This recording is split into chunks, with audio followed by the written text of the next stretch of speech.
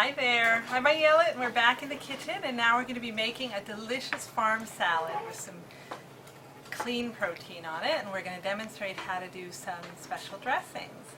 So here we have a bowl of some greens. This is just like a red leaf lettuce that's been washed and chopped and dried in a salad spinner, and it's nice and fresh, you can see.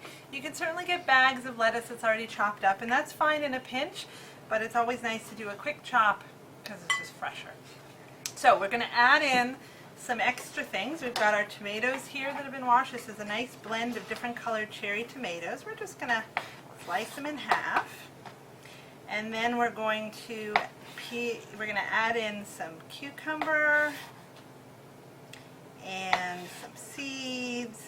And what's nice about this salad, just thinking about getting some nice healthy fermented foods for your gut, for your microbiome, we're going to add in a little bit of fermented kraut as well. So we got our nice multicolors, and then we'll do about a half a cucumber here, but depending on the size of the salad, you can of course make it larger. Use a larger bowl. Alright, so we're just going to chop this.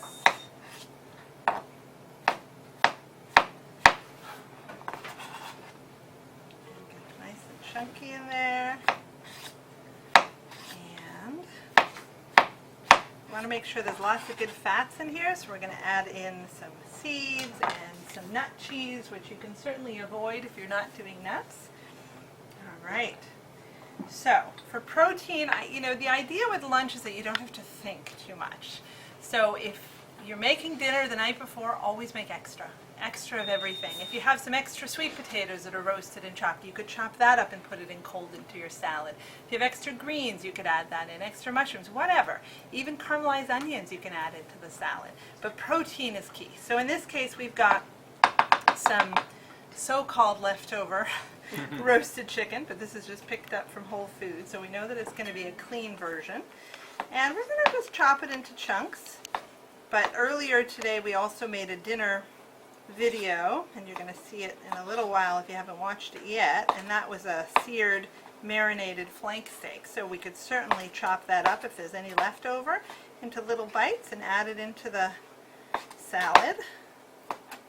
So we're just going to get it. You want it to be not overwhelming. You don't want to have to cut your salad. So ideally we're talking chopping it into bite-sized pieces. And then we can add some avocado, which certainly you get a lot of fat and also added protein. If you don't want to deal with a leftover protein, maybe you don't have any, you can do avocado and seeds and nuts and all those things. So we're going to score it in the peel, and then we're going to use a spoon to get it out.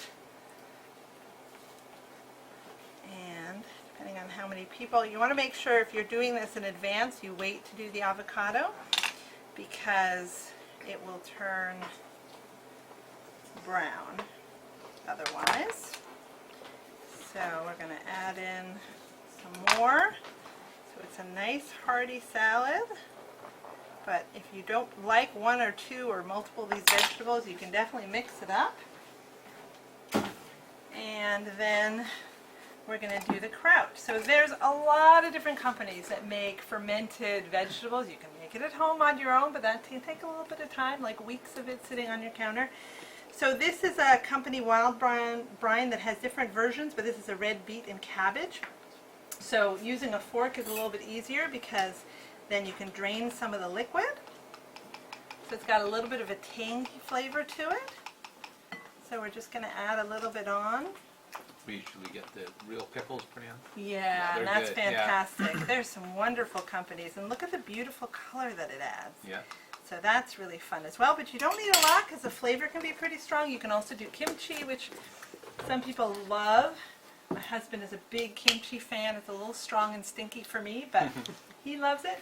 Then we've got a mixture here of some raw sunflower and raw pumpkin seeds. So we're going to put some of that on as well, and it gives it a nice added crunch. If you're going to serve this later, you probably want to add these on last because they can get a little soggy. And then we have this wonderful company here that has various types of nut cheeses. This is based with cashew, but it's also fermented, so it's another fermented option. And it's cracked pepper ones. It's got a little bit of a tang to it.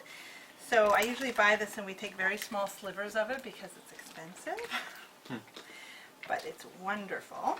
And you'll see it's got a whole pepper top to it. I'm going to set that aside, and then we're just going to slice it. And it can be spreadable also, but this is nice because it also has a bit of a shape. So if you just cut it into small bits, it gives some nice added flavor and added fat and protein.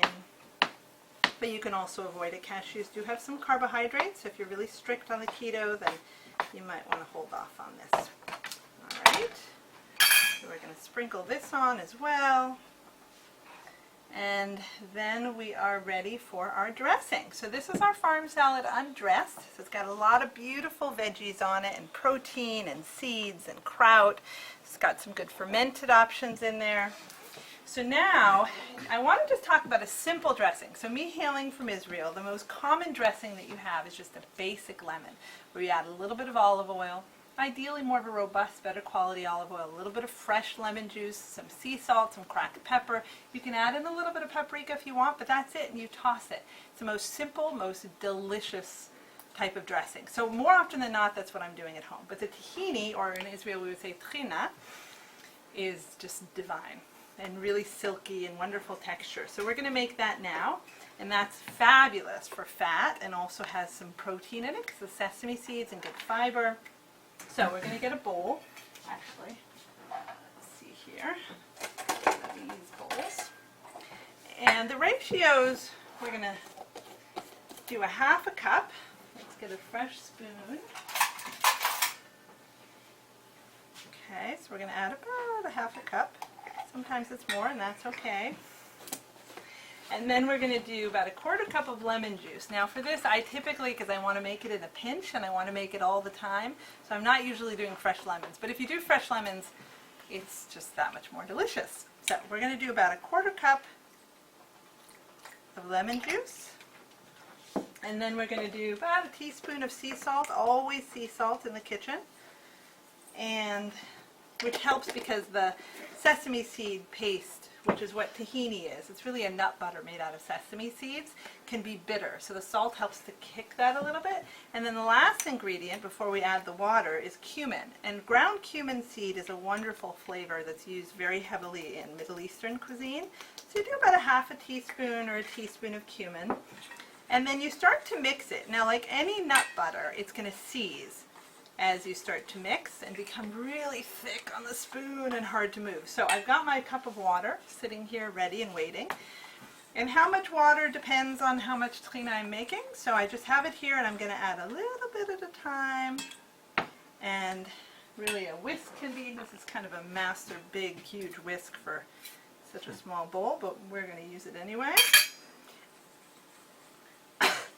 And so we're going to whisk away. And every time it starts to seize a little bit, we're going to add more water. Now, if you're using this as a dipping sauce for meat or for vegetables, you're going to want it to be a little bit thicker. But as a salad dressing, of course, you want it to be a little bit runnier so that it coats everything and you don't have to do too much aggressive sort of tossing of the salad. So we're going to do more of a salad dressing. But we use this at home as a dipping sauce for just about everything. And that's very traditional for Middle Eastern. And this is a very common recipe. This is not any sort of reconstruction of a recipe for more modern flair. This is sort of standard Middle Eastern tahina. If you go to different parts of the Middle East, they do different types of spices and seasoning. This is kind of more of a standard Israeli recipe. And what you're looking for is all the chunks to be gone and just a smooth consistency. You can definitely use a fork instead of a whisk. You can use a spoon. It's really simple. Half the time I'm doing this in a mug because that's what I have on hand and I just want to make a quick thing of tahina for dinner. And then you can leave it in the fridge covered up so that you make enough maybe for the week or for really like 3 or 4 days it'll stay fresh. And it'll seize, so it'll be a little bit thicker. So then you just add a little bit of water to it and just stir it up again after you take it out of the fridge. And, well, I won't lick myself as we're on camera, but at home I'm licking my thumb right now. So add a little bit more water so we get it more to that runnier consistency. And every time you add the water, you can see it gets a little lumpy again, so you just have to keep going until you get that silky smooth. You can see how it's already getting to be that level here. And there you go. And it looks fabulous. And there's my salad dressing. And it is delicious. All right. So let's get our... Okay, and we'll get a spoon and to toss the salad with. So we're going to put, a little bit goes a long way, as the case with salad dressings is always. So we put a little bit on, and then if you want more, you can do more. But if it gets really soupy in there, it can feel overwhelmingly just salad dressing, and you don't really taste the textures or flavors of the other foods. Okay, so now we're just going to do a gentle toss, try to mix everything up, get that perfect bite where you have a little bit on every forkful, some of the kraut, some of the seeds, some of the nut cheese. You see on the bottom there's more dressing. Avocado kind of so ripe it's just going to coat a little bit with the salad. And there's always more dressing to add on to your individual plate if you choose. There you go. That is your beautiful farm salad. And we got extra dressing, and let's get some bowls going and we can try this with our salad. And let's see, there we go. I'll share this. So who wants to give this a try?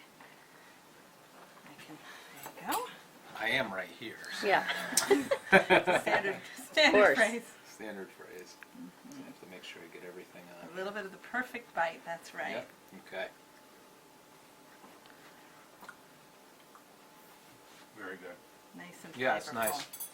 Let's get the seeds and avocado and the cashew cheese.